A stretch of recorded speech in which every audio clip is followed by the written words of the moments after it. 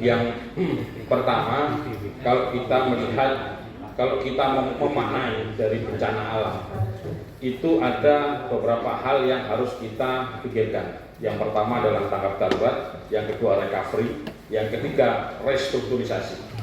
Contoh, umpamanya kalau recovery, kita apakah ada trauma healing, umpamanya, biar orang tidak trauma. Jadi kita tidak hanya berfokus di urusan bagi nasi dan seterusnya.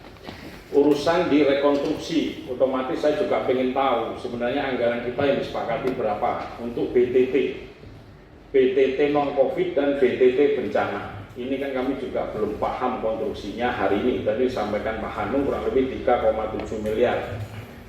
Kebutuhannya mungkin pada satu OPD. Kan belum OPD yang lain, di Dinsos berapa yang disiapkan, di DLH berapa, di apa namanya, di Pak Misbah berapa, di Pak Hari berapa, ataukah di BPBD itu sendiri. Jadi hari pertama saya melihat di teknis 1 di Kepulungan ada 2 penyebab utama. Satu adalah ada 2 akar pohon, yang satu bambu, yang 2 akarnya pohon yang ngalami low. Tetapi yang menjadi pikiran kami adalah curah hujannya tidak seperti biasanya. Saya coba nongkrong di situ agak lama. Saya sehari datang 3 kali. Keempat besoknya sama teman-teman dari fraksi kami dari PD Perjuangan. Saya datang ke sana, saya coba nanya yang ke tua-tua. Ternyata dulu itu sebenarnya tidak seperti itu aliran sungainya, tapi belok ke kanan.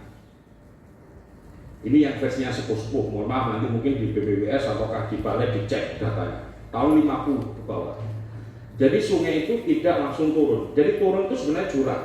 Jadi kampung yang sebelah barat itu adalah Desa Tamu. Kan tembus sama Wonosari, kan begitu. Ruasnya kan begitu. Nah, sungai ini beloknya ke kanan. Cuma kan dia tembok. Akhirnya jadi diarahkan ke utara. Ini menurut versi orang-orang tua di sana. Makanya ada kejadian tahun di 50 atau 51, itu kejadiannya yang cukup luar biasa. Kemarin juga mungkin teman-teman di media berita online juga cukup ramai lah memahami pendapat. Mungkin Mas Ulum atau Mas Aad yang nulis ya. Pengaruhnya dari banyaknya tambang yang diulas oleh Pak Kabromo terhadap fungsi resapan air. Waktu di tracking dari 2010 sampai di 2020, ya, 10 tahun. Itu mungkin yang tadi dimaknai dari BBWS, yang dimaknai hulu. Jadi saya kepikiran akhirnya kalimat hulu tadi kepikiran saya. Ada yang menyampaikan di media dari provinsi menyampaikan bahwa ada penurunan tanah. Karena posisi Sidoarjo adalah pintu dan seterusnya. Tapi sebenarnya saya coba nanya ke beberapa ahli, dibantah. Karena apa? Ada kali porong. Kecuali tidak ada pemisah, gitu. Saya bukan ahlinya, cuman saya juga lagi mencari data yang secara akademis bahwa memang tambang tidak berpengaruh terhadap derasnya penampungan air. Saya lagi nyari datanya secara akademis. Itu yang pertama. Yang kedua, tadi terkait dengan anggaran. Yang paling prinsip adalah hari ini yang saya sampaikan di media sosial saya pada saat setelah saya selesai turun, saya melihat masih, mohon maaf, lemahnya fungsi koordinasi antara pemerintah pusat, pemerintah provinsi dan kabupaten. Mohon maaf. Karena pada saat nanti kita berkoordinasi dengan OPD di mitra kami itu mesti menyampaikan, jadi sudah kita sampaikan ke provinsi yang kewenangan provinsi, tapi belum ada tindakan. Kita sampaikan ke pusat, ya belum, kita nunggu. Anggaran yang seperti disampaikan kita juga masih belum tahu. Kira-kira seperti apa? Ini yang mungkin nanti saya mohon dikawal oleh teman-teman Komisi 3 apabila masuk kepada musim penghujan apalagi yang curah hujannya cukup tinggi. Saya harapkan nanti fungsi koordinasi ini seperti ini harus cepat. Saya barusan dapat WA lagi, ada beberapa titik di Sukorno sudah mulai longsor. Barusan saya dapat WA. Ditambahnya salah satu tokoh di itu sendiri lah. Ini saya sudah dapat WA-nya. Nah ini mungkin yang nanti kalau ngomong jangka panjangnya itu harus realisa. Makanya kita melihatnya kan jangka pendeknya untuk urusan manusianya, sosialnya, jangka menengahnya, dan otomatis jangka panjangnya. Kalau memang kita tidak berharap suatu saat nanti terjadi yang seperti ini lagi. Kita paham ini bencana alam, tapi paling tidak bagaimana kita menguranginya. Mungkin normalisasi di sungai-sungai yang bukan kewenangan kabupaten yang mohon dikondisikan dengan baik. Penyempitan, pendangkalan, dan seterusnya. Kita galakkan penanaman pohon. Kita tahulah bulan kemarin akhir tahun di Tosari sudah seperti itu. Memang itu juga bukan kewenangan kita lagi, karena apa? Ada tanah perhutani, ada tanah BKSDA yang mestinya ini hutan produksi yang harus bisa menjadi resapan air. Sementara sekarang hutan produksi ditebang, akhirnya bikin untuk lahan pertanian, buat wortel dan segala macam tentang. Tapi faktanya kan tidak menjadi resapan air, akhirnya longsor di mana-mana. Apalagi di belakang hotel besar itu, sing di hotel pelataran di tembok, belakangnya akhirnya longsornya di belakang sini. Yang sampai seberangnya itu yang hilang berapa meter itu yang hilang di apa namanya? Dekatnya belakangnya balai desa itu loh, Kadimono, di belakang Kadimono kan hilang. Artinya apa? Ini menurut saya masalah yang serius. Paling tidak nanti saya berharap kalau ada asisten atau Pak Sekda, saya kepingin nanti perhutani juga kita ajak ngomong. Walaupun secara hukum kita memang tidak bisa, tetapi paling tidak kita kan bisa memetakan berapa sih lahan di hulunya milik perhutani yang ada di Kabupaten Pasuruan. Terus yang ditanami pohon keras berapa? Yang hanya ditanami pertanian berapa? Terus juga saya ingin analisa dari beberapa tambang yang sudah cukup luar biasa hari ini. Kalau ngomong pajak mineral bukan logam, pendapatan kita mentok hanya berapa? Paling 22 miliar. Kemarin saya cek cuma 17 miliar. Benakno ruas punten ke Baktiala tidak cukup. Ini kita harus mikir sustainable alam kita ke depan. Itu yang secara jangka panjang menurut saya harus dibenahi, karena itu tugas kita bersama. Jangka pendeknya, saya berharap fungsi koordinasi yang kuat antara pemerintah pusat, pemerintah provinsi, dan juga pemerintah kabupaten. Paling tidak saya kepingin ada, walaupun itu bukan di kewenangan kabupaten, ada deteksi dini terkait ketinggian air, walaupun bukan di sungainya kabupaten. Jadi pada saat pulungan ke atas sumber Suko itu sudah mulai meninggi 1,5, 2, sudah alam berbunyi. Mau sampaikan ke kecamatan terintegrasi sama desa, sudah sampaikan ke masjid-masjid musola untuk persiapan. Selama kita belum ada penanganan untuk restrukturisasi yang cepat. Jadi paling tidak pada saat nanti di hulu, pertengahan hulu menuju ke hilir itu sudah ada deteksi dini. Jadi pola masyarakatnya nanti harus seperti apa? Yang terjadi kemarin adalah saya ambil contoh yang di Kepulungan terbuntu oleh hujan itu batu asal. Saya standby di rumah kok, 3:30. Hujan 2 jam, kejadian 5:30. Ya, tidak sampai 15-20 menit, langsung meluber ke kanan karena buntu. Besi penahannya dijebol. Besok saya melihat memang di situ cukup mohon maaf, perlu normalisasi. Yang dinding sebelah kanan sudah growing, dinding sebelah kanan. Yang langsung ke jalan provinsi itu growing sudah. Terus jembatan yang sisi selatan itu sudah buka, ya, kurang lebih 10-15 cm. Itu sudah turun ke sana. Sampai akhirnya melebar dan jalan itu pun tumbang. Kita kan bisa bayangkan betapa derasnya arus itu. Melebar masuk ke sana, rumah yang ada 30 kakak, kalau tidak salah, itu yang paling ujung yang kena. Masjid masih betul. Makam di selatan udah habis kena air semuanya. Yang rata dengan tanah 6, yang rusak berat 2 dari 8, yang rusak pohon hilang dan segala macam kurang lebih 30 lah.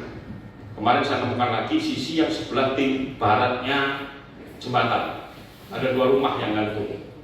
Yang kemarin belum terinventarisir, akhirnya dari 17 jadi 18 kalau tidak salah. Depan sudah saya sampaikan. Ya, arah ke Wonosari kiri jalan paling ujung sebelum pertigaan. Nah, di situ juga ada 1, 2, terus di belakangnya Gusmat ada jembatan. Itu sudah dievakuasi itu jembatan? Sudah ya?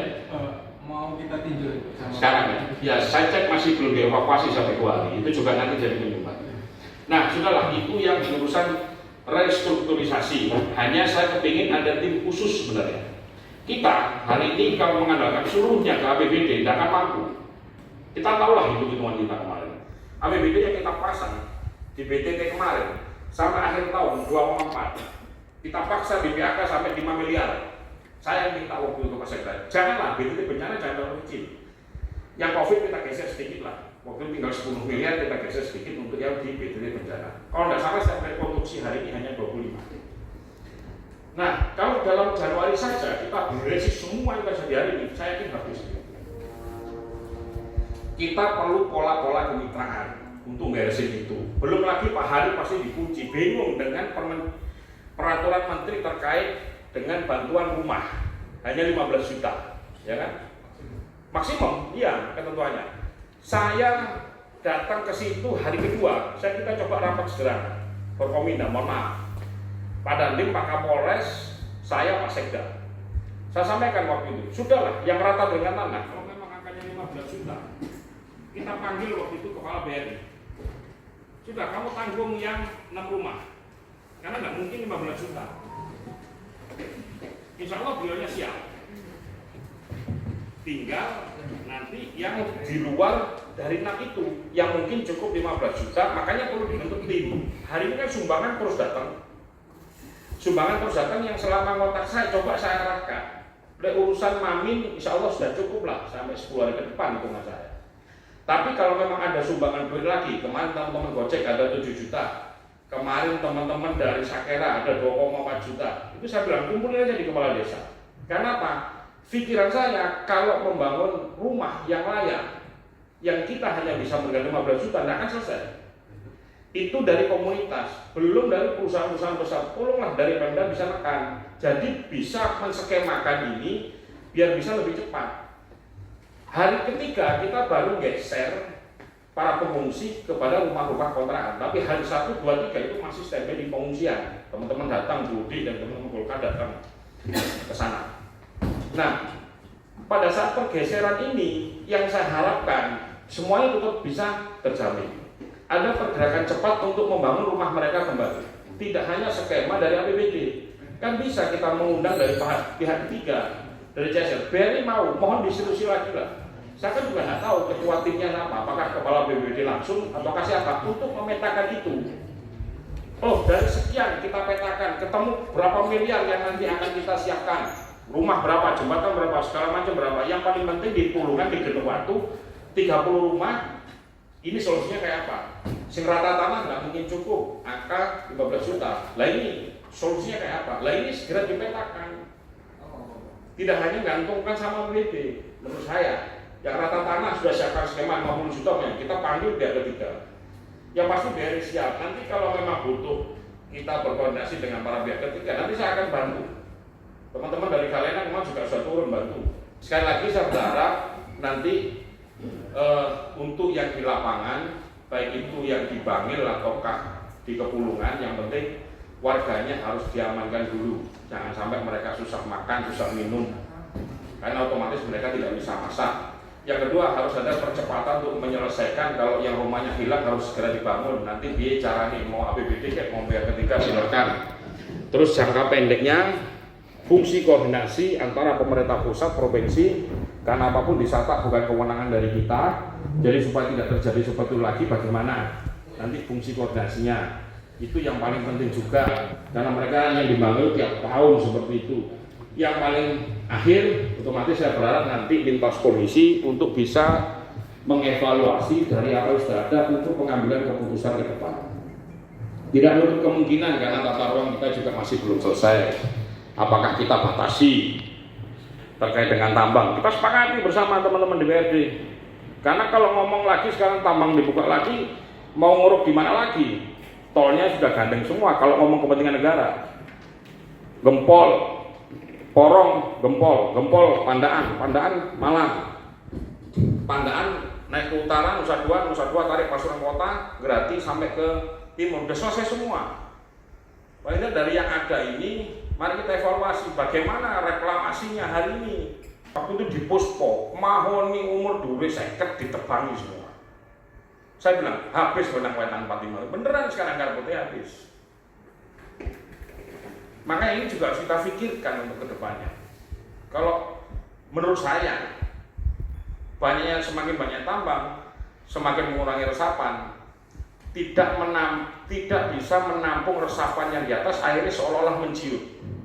padahal sungainya tetap, apalagi belum normalisasi, akhirnya air keluar, bukan di alirannya. Kalau menurut saya, kalau saya pribadi berhubungan, kalau saya, mungkin itu sedikit pendapat dan saran untuk pemerintah daerah dalam rangka untuk tanggap darurat agar ada percepatan. Yang penting bersihnya masyarakat, jangan sampai tidak terjamin kesehatannya. Makanya apalagi di urusan pendidikannya, apalagi kita sekarang di tengah COVID, semoga kita semua diberikan kesehatan oleh Allah Subhanahu wa taala.